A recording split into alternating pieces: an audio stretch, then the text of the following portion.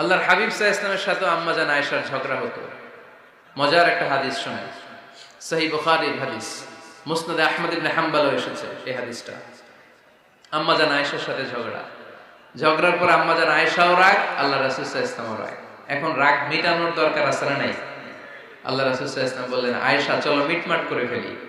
সুবহানাল্লাহ কইবেন না? চলো মিটমাট করি। তো কারে ডাকবো মিটমাটের জন্য? ওমর রে ডাকি।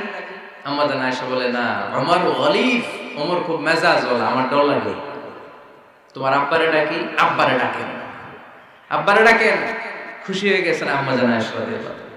আবু বকর রাদিয়াল্লাহু চলে আসলেন, দাঁড়ালেন। এবার বিষ্ণু সাল্লাল্লাহু আলাইহি ওয়াসাল্লাম বললেন, তাতাকাল্লিমিন আও আতাকাল্লাম, কি ঘটছে আমাদের মাঝে, তুমি বলবা না আমি বলবো? আম্মা জান আয়েশা বললেন, তাতাকাল্লামু আনতা ওয়ালা তাকুল ইল্লা হাক্কান, আপনিই বলেন তবে সত্য ছাড়া মিথ্যা বলবেন না। আবু বকর রাদিয়াল্লাহু তাআলা শুনে রেগে গেলেন, কি এ কেমন কথা তোমার?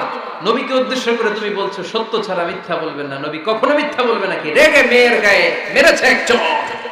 চোর খেয়ে আম্মা জান আয়েশা উল্টে পড়ে গেলেন। সাইয়েদনা আবু বকর রাদিয়াল্লাহু তাআলা রেগে গড়গড় করতে লাগলেন, আবার মারার জন্য উদ্যত হলেন। আম্মা জান আয়েশা রাদিয়াল্লাহু তাআলা বাঁচার জন্য এবার বিশ্বনবীর পিছনে যে আশ্রয় নিলেন। সুবহানাল্লাহ বলবেন না? বিশ্বনবী সাইয়েদনা আবু বকরের সামনে দুই হাত মেলে ভেবে দাঁড়িয়ে গেলেন। আল্লাহর হাবিব যখন আম্মা জান আয়েশাকে বাঁচানোর জন্য দুই হাত উঁচু করে দাঁড়িয়ে গেলেন, সাইয়েদনা আবু বকর থেমে গেলেন। সাইয়েদনা আবু বকর এই পরিস্থিতি দেখে ঘর থেকে বের হয়ে ঘরের বাইরে দাঁড়ালেন।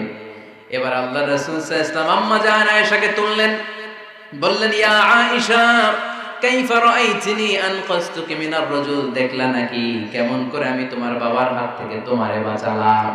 আজকে আমি যদি সামনে দাঁড়িয়ে না বাঁচাতাম, তোমার বাবা তোমারে একেবারে মেরেই ফেলতো। সুবহানাল্লাহ পড়েন। দেখছো আয়েশা, আমি বাঁচাইলাম তোমারে, আমার সাথে ঝগড়া করো, আমি বাঁচাইলাম। এই কথা শুনে আম্মা জান আয়েশা রাদিয়াল্লাহু তাআলা লজ্জায় পড়ে হেসে দিলেন। সুবহানাল্লাহ পড়বেন না? এত আস্তে সুবহানাল্লাহ। লজ্জায় হেসে দিলেন। বিষ্ণু ইসলাম এবার হেসে দিলেন। দুইজনের হাসাহাসি শুনে বাইরে থেকে আবু বকর রাদিয়াল্লাহু তাআলা আনহু হাসির আওয়াজ শুনে অবাক, কি রে এতক্ষণ যুদ্ধ এখন আবার হাসি? কেন হাসে দেখার জন্য সাইয়েদনা আবু বকর রাদিয়াল্লাহু তাআলা আনহু ঘরের ভেতরে ঢুকলেন। ঢুকে দেখেন আম্মা জান আয়েশাও হাসে, বিশ্বনবীও হাসে, সাইয়েদনা আবু বকর হেসে দিলেন। আরশের উপর থেকে খুশি হয়ে গেলেন কে? এবার সাইয়েদনা আবু বকর বলেন, ইয়া রাসূলুল্লাহ, ইয়া হাবিবাল্লাহ, আশরিকানি ফি সিলমিকুমা কামা আশরাকতুমানি ফি হারবিকুমা। নবী গো, আপনাদের দুইজনের মধ্যে যুদ্ধ লাগলে যেমনি মিটমাট করার জন্য আপনি আমারে ডাকেন, আপনাদের এই আনন্দ ঘন মুহূর্তগুলোতে শরীক হওয়ার জন্য মাঝে মাঝে আমারে ডাইকে। সুবহানাল্লাহ পড়েন। আপনাদের মধ্যে যুদ্ধ লাগলে সন্ধি করার জন্য যেমনি আমারে ডাকেন, আপনারা যখন আনন্দ ঘন পরিবেশে এরকম খুনসুটি করেন, হাসাহাসিতে মেতে ওঠেন, তখন একটু আমারে ডাকেন। সুবহানাল্লাহ পড়বেন না? দেখেন, আল্লাহ রাসূল সাল্লাল্লাহু আলাইহি ওয়াসাল্লাম পৃথিবীর সবচেয়ে শ্রেষ্ঠতম মানুষ, ওনাদের পরিবারেও ঝগড়া হতো, কিন্তু এই ঝগড়া কোনোদিন তালাক পর্যন্ত গিয়েছে? কথা বলেন না কেন? আল্লাহর হাবিব সাল্লাল্লাহু আলাইহি ওয়াসাল্লাম তার কোন স্ত্রীকে তালাক দিয়েছেন? প্রায় আম্মা জান আয়েশার সাথে রাগারাগি হতো। আল্লাহর হাবিব সাল্লাল্লাহু আলাইহি ওয়াসাল্লাম বলতেন, আয়েশা কখন তুমি রেগে থাকো সেটাও আমি জানি, কখন তুমি আমার উপর খুশি থাকো সেটাও আমি জানি। ইয়া আয়েশা ইন্নী লা আ'লামু ইযা কুনতি আন্নী রাদিয়া ওয়া ইযা কুনতি আলাইয়া গাদবা। আয়েশা কখন রেগে থাকো তাও বুঝি, কখন খুশি থাকো তাও বুঝি। আম্মা জান আয়েশা বললেন, ইয়া রাসূলুল্লাহ, কেমনে বোঝেন? বিশ্বনবী বললেন, তোমার দোয়ার বাক্যগুলো শুনো বুঝি। যখন তুমি আমার উপর খুশি থাকো তখন দোয়ার সময় তুমি এভাবে বলো, রব্বি মুহাম্মদ, ও মুহাম্মাদের রব, আপনি আমাদের সব গুনাহ মাফ করে দেন।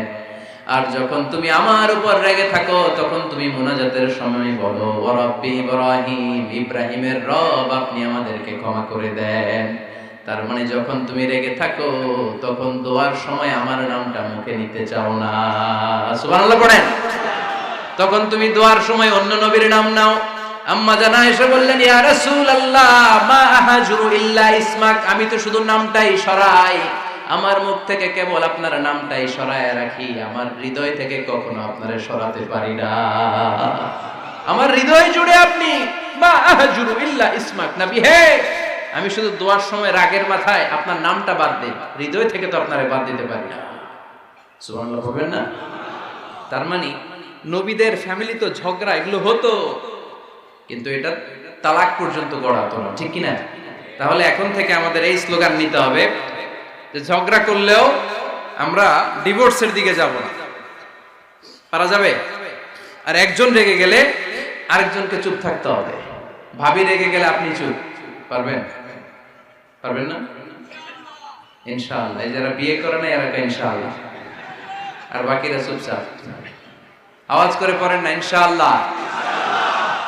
তাহলে প্রথমে স্যাক্রিফাইস, তারপর ঝগড়া করা যাবে না। 3 নাম্বার, দাম্পত্য জীবনের কোনো গোপন কথা অন্যের কাছে শেয়ার করা যাবে না।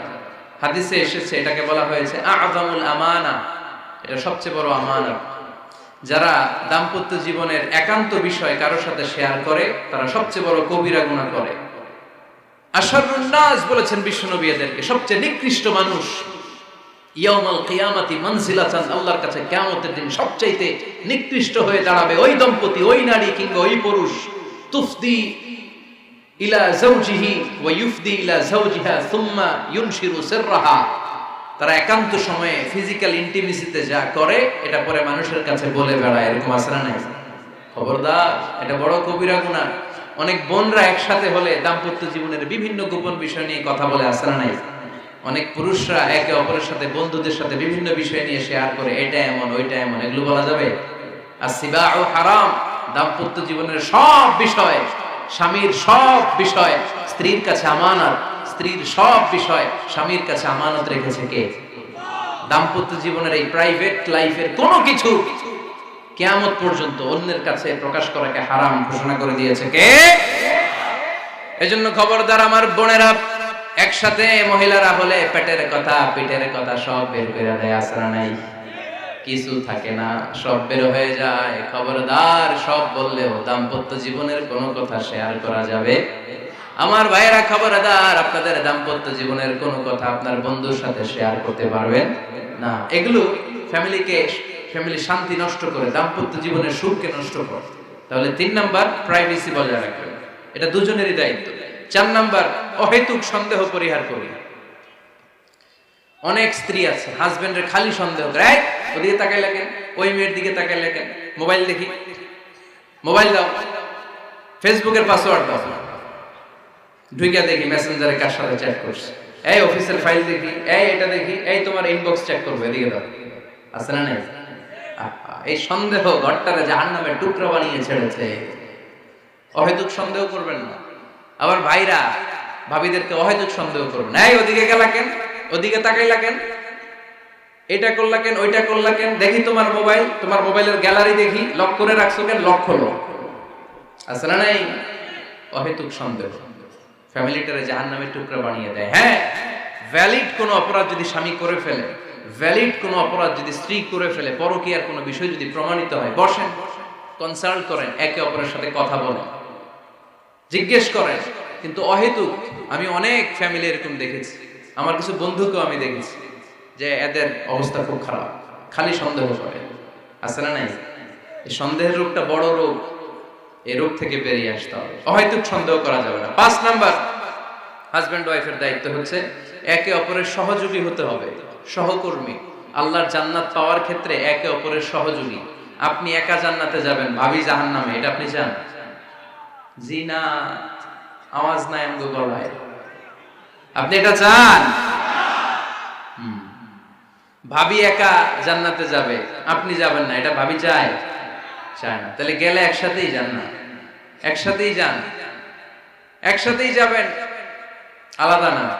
এজন্য আল্লাহর আনুগত্যে, আল্লাহর ইবাদতে, দাম্পত্য জীবনে একে অপরের সহযোগী হতে হবে। স্বামী ভুল করলে স্ত্রী সুন্দর করে শুধরে দিবে, স্ত্রী ভুল করলে স্বামী শুধরে দিবে। ফজরের সময় স্ত্রী হাজবেন্ডকে ডেকে দিবে, উঠতে না চাইলে ঠান্ডা পানির ছিটা দিবে।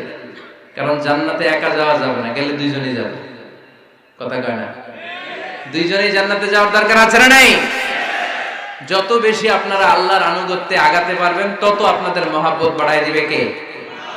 এই যে হাজবেন্ড ওয়াইফের ভালোবাসাটাকে বলে লাভ পিরামিড। কি pyramid? Love pyramid, like triangle, ত্রিভুজ আকৃতি। হাজবেন্ড ওয়াইফের ভালোবাসাটা ত্রিভুজ আকৃতি। The closer the couple comes to Allah, the closer they comes to each other. Husband wife যত বেশি আল্লাহর কাছে যাবে, তারা নিজেরাও নিজেদের তত কাছে যাবে। হাজবেন্ড ওয়াইফ আল্লাহর সম্পর্ক থেকে যত দূরে সরে যাবে তারা নিজেরাও নিজেদের থেকে তত দূরে সরে যাবে, ঠিক কি না? ত্রিভুজ চিনেন আপনারা? হ্যাঁ, এই জিওয় কয়েকজন জিওয়, আপনারা ত্রিভুজ চিনেন না? চিনি, জিওয়, ঠিক আছে। ত্রিভুজের কয় কোণা? হ্যাঁ, 3 কোণা। এই যে এরকম লাভ পিরামিড, 3 কোণা। এই উপরের কোণায় আল্লাহর অবস্থান, আর এই কোণায় স্বামী, এই কোণায় স্ত্রী। তো তারা আল্লাহর দিকে যত যাবে নিজেরাও তত কাছে যাবে, আর তারা আল্লাহর সম্পর্ক থেকে যত দূরে চলে যাবে নিজেদের মধ্যে দূরত্ব বাড়তে থাকবে, ঠিক কি না? পিরামিডটা বুঝতে পারছেন? ত্রিভুজ আকৃতির সম্পর্কটা লাভ পিরামিড এরকম, 3 কোণা। উপরের কোণায় থাকে আল্লাহ, এদিকে স্বামী, এদিকে স্ত্রী। তারা যদি আল্লাহর কাছে উভয়ে যেতে চায়, উভয়ে কাছাকাছি আসতেছে না? কথা বলেন না কেন? আর আল্লাহর আনুগত্য ইবাদত থেকে দুজন যদি দূরে সরে যায় তাহলে দুজনের দূরত্ব বাড়িয়ে দেয় কে? এজন্য স্বামী হবে স্ত্রীর সহযোগী, সহকর্মী। নামাজের সময় একে অপরকে ডেকে দিবেন, মোবাইলে অ্যালার্ম দিয়ে রাখবেন। স্বামী স্ত্রীরে ডাকেন, স্ত্রী স্বামীরে ডাকেন। স্বামী স্ত্রীকে কোরআন তেলাওয়াত শোনাবেন, স্ত্রী স্বামীরে কোরআন তেলাওয়াত শোনাবেন। ফ্যামিলিটারে জান্নাতি ফ্যামিলি বানায় দিবে কে? তাহলে 5টার দায়িত্ব কালেকটিভ রেসপন্সিবিলিটি, স্বামীর উপরও বর্তায়, স্ত্রীর উপরও বর্তায়। এগুলো মেনে চললে দাম্পত্য জীবন সুখকর করে দিবে কে? মনোযোগ আছে? কষ্ট হচ্ছে? এবার আমরা হাজবেন্ডের দায়িত্ব শুনব। হাজবেন্ডের প্রথম দায়িত্ব হচ্ছে, হাজবেন্ড হচ্ছে caretaker of the family, incharge, protector. আর রিজালু কাওয়ামুনা আলান নিসা। আল্লাহ বললেন স্বামী হলো তার স্ত্রীর ইনচার্জ, প্রোটেক্টর। স্ত্রীকে সুরক্ষা দিবে, স্ত্রীকে টেক কেয়ার করবে, স্ত্রীর দায়িত্বে থাকবে। এই দাম্পত্য জীবনের দুইজনের সংসারকে, সংসারের মধ্যে স্বামীকে দায়িত্বশীল বানিয়েছে কে? পুরুষ দায়িত্বশীল। পুরুষ কখনো নারীর ক্ষতি করে না, সুপুরুষ নারীর ক্ষতি করে না, ঠিক কিনা? গোটা পুরুষ সমাজ নারী সমাজের সুরক্ষা দিবে।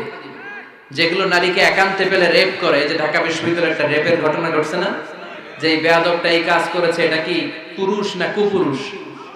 এটা কি সুপুরুষ না কুপুরুষ?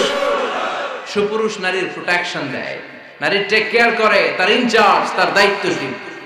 দাম্পত্য জীবনে অর্থনৈতিক যত দায়